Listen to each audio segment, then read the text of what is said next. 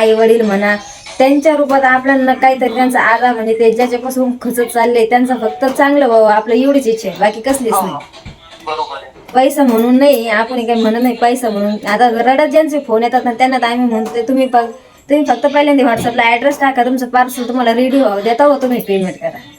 बरोबर आहे. आणि ज्यांना भरोसा नाही ना त्यांनी तो फोन करू पण नाही, कारण की ते काय म्हणतात आमचं पार्सल गेलं का गॅरंटी आहे का, तुम्हाला ते फालतूपणा बोलत कशाला बसता आहे. आता कसं लोकांना कळत नाही, दवाखान्यात जरी गेलं तर 500,000 रुपयाचं फीस राहतो आपण दाखवायच्या आधीच. हो त्याच्यानंतर गोळ्या की तुम्हाला ते 2-2.5 पर्यंत घ्यावाच लागत 15 दिवस महिना भरायचे. तुम्हाला 600 रुपयाचं औषध भेटा येईल तर ते विचार नाही करणार. ते आयुर्वेदिक आहे, घ्यायचं बघायचं. हो मग आम्ही प्रत्येकाला औषध आहे, खरंच रिझल्ट आहे त्यामध्ये, एक नंबर रिझल्ट आहे.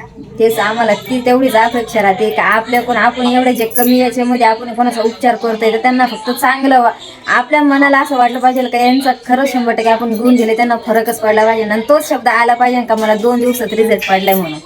दुसरी बाकी काहीच अपेक्षा नाही. खरंच खूप आभार तुमचे, खूप छान औषध आहे, खूप चांगलं काम करताय तुम्ही, धन्यवाद. थँक्यू त्याच्याबद्दल. चालेल. अरे स्वतःहून आम्ही प्रत्येकाला तेच सांगतो, तुम्ही एका पहिल्यांदा उपाय करा, त्याच्यानंतर तुम्ही स्वतःहून 10 जणांना सांगशाल. ठीक आहे ताई, मग चालतं. ठेवू का? हो.